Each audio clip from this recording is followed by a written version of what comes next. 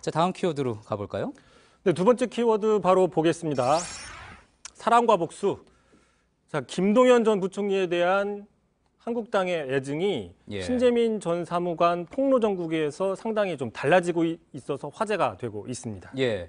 이 제목으로 사랑과 복수라는 제목으로 유추해 보면은 그동안 이제 김동연 전 부총리에 대해서 퇴임 이후에 즈음해서 계속 한국당에 러브콜이 있었는데 그 사랑이 이제 복수로 변했다. 뭐 이런 이야기 같군요. 실제로 뭐 계속 자유한국당에서는 지난해 말까지만 해도 러브콜이 계속 있지 않았습니까?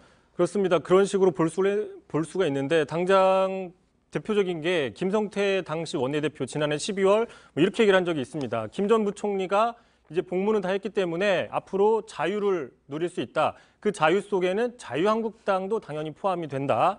또 이 나라를 위해서 김 부총리의 지혜를 빌려 주십시오라고 얘기도 했고요. 또 김광림 의원은 청와대에 맞서서 싸우느라 몸까지 상했다라고 이야기를 한 적도 있습니다. 뭐 사실상 헌사에 가까운 또 어떻게 보면 상당한 그 수뇌부에 가까운 언급들을 했었다고 볼 수 있는 거죠. 김성태 전 원내대표 같은 경우에는 자유라는 표현을 가지고 이렇게 자유한국당으로 러브콜을 한 건데 아무래도 그동안 이제 이 정부가 계속 계속 이렇게 주도를 했었던 소득주도 성장에 대해서 속도 조절을 이제 김동연 전 부총리가 주장을 했었고 또 이런 부분에 대해서 그래서 자유한국당이 영입을 하면은 자신들의 사람으로 활용을 할 수 있겠다. 그렇게 러브콜을 했었던 거잖아요. 하지만 김동연 부총리는 계속 안 가겠다 얘기를 했었죠.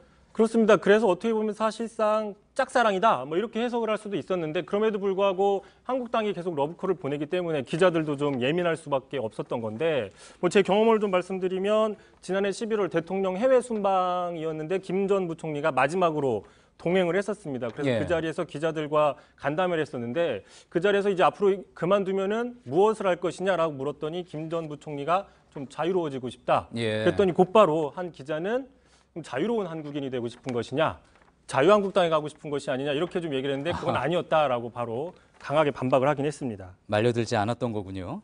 예. 자, 그렇다면 어쨌든 자유한국당의 태도가 사랑에서 복수로 넘어갔다는 건데 자, 이건 왜 그런 겁니까? 얼마 전에 이제 신재민 사무관의 폭로에 대한 입장을 김동연 전 장관이 내놓으면서 변화가 있었던 겁니까?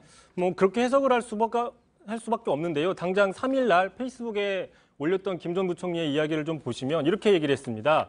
자, 소신과 정책을 조율하는 것은 다른 문제다.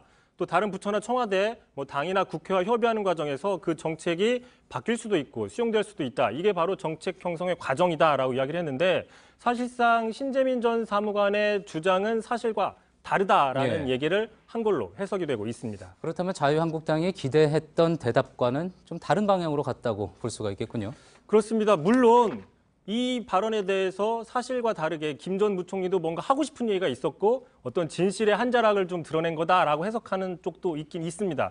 자, 그럼에도 불구하고 어쨌든 신 전 사무관의 주장을 반박한 거라는 해석이 대체적인데요. 그렇기 때문에 한국당에서는 기재위나 이런 상임위를 열어서 김 전 부총리를 불러서 강하게 따지겠다 이렇게 좀 강경 태도를 보이고 있고 나경원 원내대표도 상당히 비판적으로 돌아섰습니다. 직접 들어보시죠.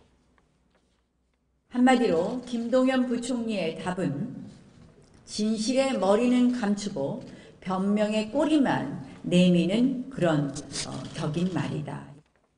예, 그렇군요. 오늘 비하인드 뉴스는 정치를 하지 않겠다고 하는 이야기하고 있는 두 사람에 대해서 이야기를 해봤습니다. 잘 들었습니다. 비하인드 뉴스 이성대 기자였습니다.